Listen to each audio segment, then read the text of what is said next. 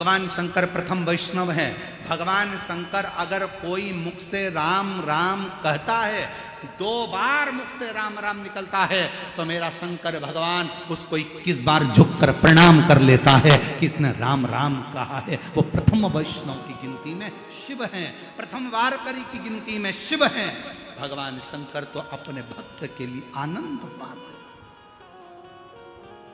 शायद इसीलिए तो करुणा करते हैं, इसीलिए तो दया करते हैं। और जब वो करुणा करे, जब वो कृपा करे, शिव कथा करे, ये भगवान शंकर का संवाद करा, भंवरे का रूप रख लिया, भंवरे का, और उसके चरण की रज मिल जाए, इससे बढ़कर सुख क्या हो सकता। भागवत किस किसने सुनी है? हाथ उठाओ जरा, जिन्होंने श्रीमद् भागवत सुनी है सबने? रख। वामन भगवान का चरित्र सुना है? जम के तो बोलो। हाँ, क्या मांगने गए थे राजा बलि के दरवाजे पर? अच्छी जम के बोलो, 3 पग भूमि। ठीक है, मतलब तुम लोगों ने कथा सुनी।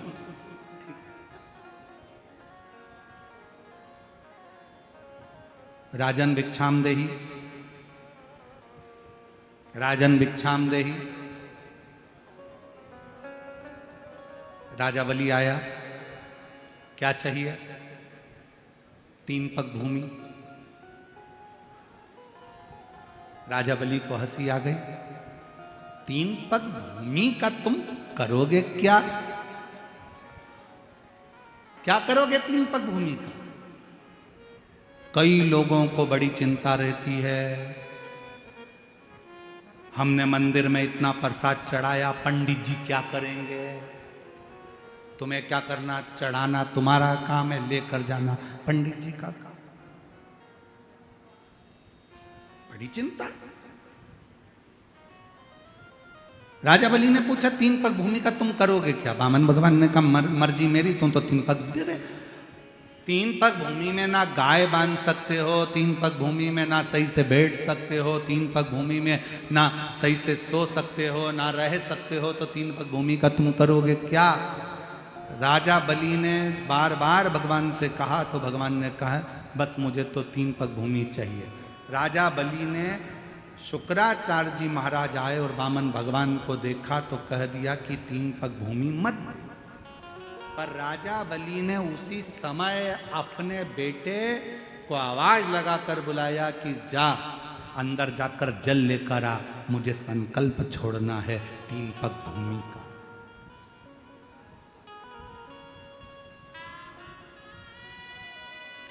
जा, जल लेकर आ, मुझे संकल्प छोड़ना है 3 पग भूमि का।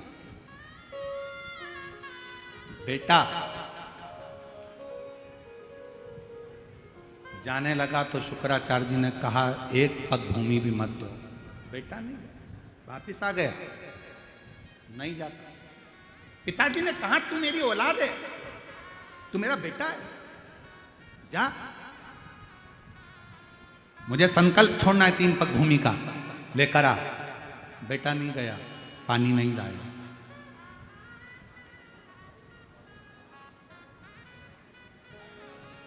गया ही नहीं। एक चरित्र हमको याद आ रहा है, एक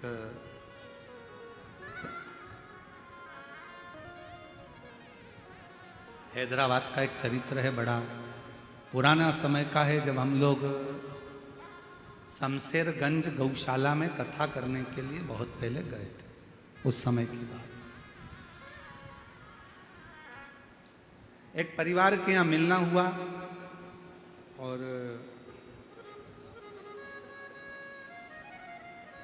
माता पिता को मालूम पड़ा, पिताजी को, कि हम बेटा अच्छे से रह रहा है, सब काम अच्छे से है, पर एक समय ऐसा आया कि बेटे की शादी हो गई। शादी होने के बाद बेटे ने विचार कर लिया कि अपने पिता को अपने घर में नहीं रखना है, इनको वृद्धाश्रम में छोड़ दो। जैसे ही सुना कि वृद्धाश्रम में मेरा बेटा छोड़ने जाएगा कल, मुझको बताया नहीं किसी ने। इतने में तो रात को बेटे का हाथ पकड़ा बाप ने और अनाथालय ले गया और बेटे को अनाथालय में ले जाकर कहा, साहब इसको जमा कर लीजिए, ये मेरा बेटा नहीं है, रोड पे से मिल गया था, मैंने इसको पाल पोस के बड़ा कर लिया था। इसको बेटा कहता, पापा मैं तुम्हारी औलाद और तुम मुझे अनाथालय में छोड़ रहे हो। बाप कहता है मेरी औलाद ऐसी नहीं हो सकती जो अपने बाप को जमीन जायदाद प्रॉपर्टी लिखाने के बाद वृद्धाश्रम में छोड़ दे। मेरी ऐसी औलाद नहीं हो सकती, इसलिए आज से तू अनाथालय में रहे, मैं मेरे मकान में रहूंगा, मेरे घर में रहूंगा। मेरी औलाद ऐसी नहीं हो सकती, मेरी औलाद नहीं। आज राजा बलि ने कहा, जाओ बेटा जल्दी जाओ, मेरे को जल ला कर दो, मुझे जल दो, मेरे को संकल्प छोड़ना है। बेटा नहीं गया जल लेने के लिए, बेटा नहीं गया जल लेने के लिए, और जैसे ही नहीं गया राजा बलि को क्रोध आ गया, बेटा तू मेरा पुत्र होकर और तू जल लेने के लिए नहीं गया, आज मैं तुझे श्राप देता हूं। दान करने में तू मेरा रोड़ा बना है, दान करने में तू पत्थर जैसा अड़िग रहा है, इसलिए मैं तुझे श्राप देता हूं कि तू पत्थर हो जा। सुना है भागवत जी में आप लोगों ने ये चरित्र? एक बाप ने अपने बेटे को श्राप दे दिया कि तू पत्थर हो जा। बेटा रोने लगा, क्षमा करो क्षमा करो। बाप कुछ नहीं बोला। क्षमा मांगना है तो ये दरवाजे पर जो छोटा सा ब्राह्मण का बच्चा खड़ा है, जो 3 पग भूमि मांगने के लिए खड़ा है, इससे क्षमा मांग। राजा बलि का लड़का क्षमा मांगने के लिए वामन भगवान के पास पहुंचा, प्रभु क्षमा कर दो, मेरे पिताजी ने मुझे श्राप दे दिया, आपको 3 पग भूमि देना था, मेरे पिताजी संकल्प छोड़ने के लिए जल मंगवा रहे थे, मैं लाकर नहीं दे पाया, पत्थर बनने का, रोड़ा बनने का श्राप दे दिया, क्षमा करो। वामन भगवान ने कहा, तुम चिंता मत करो, जब मेरे शंकर भगवान का एक अंश अवतार पृथ्वी पर त्रेता में होगा, मां अंजना के गर्भ से शंकर भगवान का एक तेज पुंज प्रकट होगा जिसका नाम हनुमान होगा। जब हनुमान जी महाराज लंका पर जा रहे होंगे तब तेरे ऊपर लात रखकर फिर उड़ेंगे और तू पाताल में जाकर पुनः मोक्ष को पा जाएगा, क्योंकि तुझे शंकर भगवान के चरण की रज प्राप्त हो जाए।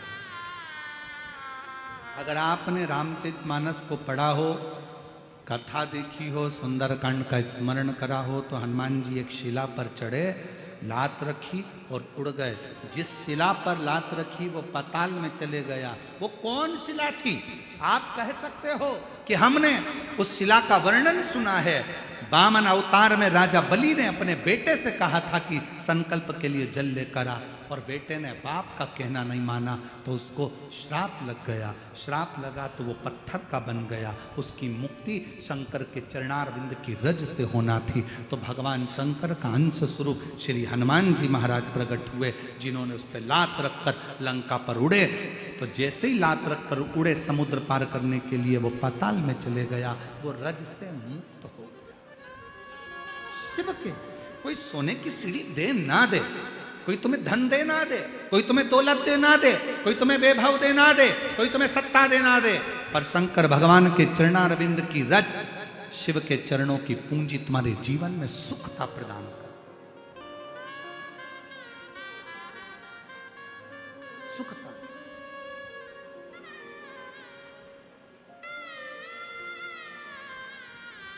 और शंभु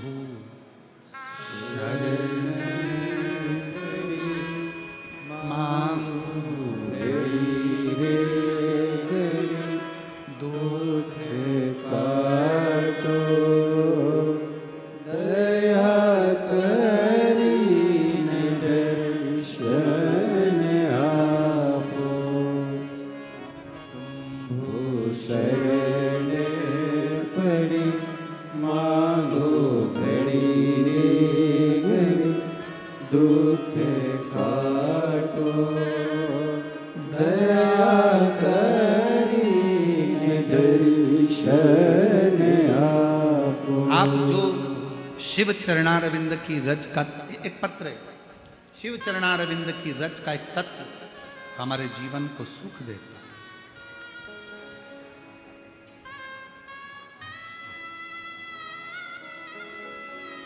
मैं योगिता मारुति गाढ़े, गांव चकलांबा, गेवराई, जिला बीड़। मेरा मोबाइल नंबर ये है। पत्र को आप लोग एलईडी पर पढ़ सकते हो, मोबाइल पर पढ़ सकते हो। कहीं बैठी हो तो हाथ हिला सकती हैं। मैं योगिता मारुति गाढ़े, गांव चकलांबा, तहसील गेवराई, जिला बीड़। मोबाइल नंबर ये है। आपकी कथा का मैं वर्णन करूं गुरुजी। एक दिन आपकी कथा टीवी पर सुनते सुनते एक बेलपत्र और आपके बताए गए उपाय पर मेरा मन टिक गया। गुरुजी,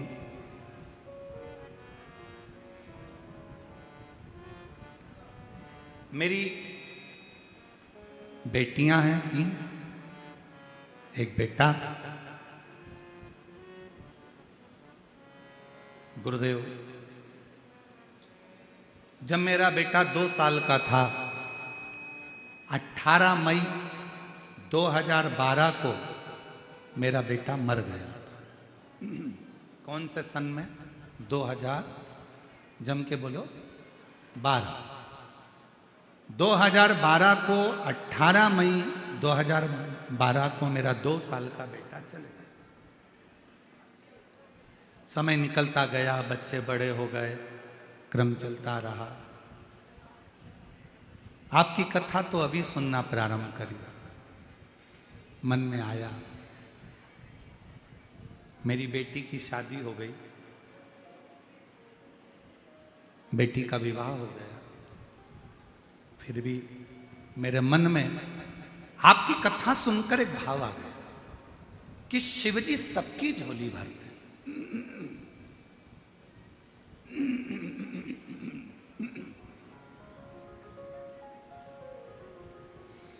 और मेरा बेटा भी चले गया। क्यों ना मेरे भोले बाबा से मैं विनय करूं और मेरा भोले बाबा मुझे एक बेटा दे दे। आप जरा विचार करिए, बेटी की शादी हो गई और घर में ये मन में भाव आ गया कथा सुनते सुनते कि एक बेटा दे दे। बाबा से विनय करती। पहली बार आपकी कथा सुनकर पशुपतिनाथ का व्रत किया और पशुपतिनाथ का व्रत करा और बाबा से बस विनय करी कि मुझे एक लड़का, बाबा मेरा बेटा 2012 में चले गया, बेटी की शादी हो गई, बेटियां चली जाएंगी और मेरे घर में औलाद नहीं, लड़का नहीं, कृपा करो। पूरे मोहल्ले के लोग हंसते थे, क्यों वो सियोर वाले बाबा के चक्कर में पड़ी है, क्यों मंदिर जाना चालू कर दिया। पर मुझे क्या मालूम था कि टीवी पर कथा सुनने का भी क्या इतना फल है। श्री शिवाय नमस्तुभ्यम को जपती, बाबा से प्रार्थना करती और बाबा की कृपा से मेरा गर्भ ठहर गया। गर्भ ठहर गया, बेटी ससुराल, मेरा गर्भ ठहरा। बाबा की ऐसी कृपा हुई कि मेरे बाबा ने मेरे घर में पुत्र रत्न की प्राप्ति कराई। गुरुदेव, बेटी का एक बेटा भी है और मेरा बालक बाद में हुआ। भांजा बड़ा है, मामा छोटा है। सारी दुनिया आश्चर्य करती है ये कैसे हो गया। मैंने भांजे का भी फोटो लगाया और मामा का भी लगाया, आप दोनों का फोटो जरूर देखना। चलो, अब उन्होंने एरो बनाया है, ठीक है, एरो को देखो, ये मामा जो छोटा है, ठीक है, ये भांजा जो बड़ा है, ठीक है। ये बहन दोनों के फोटो लगाए, आप दोनों के फोटो देख लो, मामा भांजे। एक लाइन उन्होंने नीचे लिखी, गुरुदेव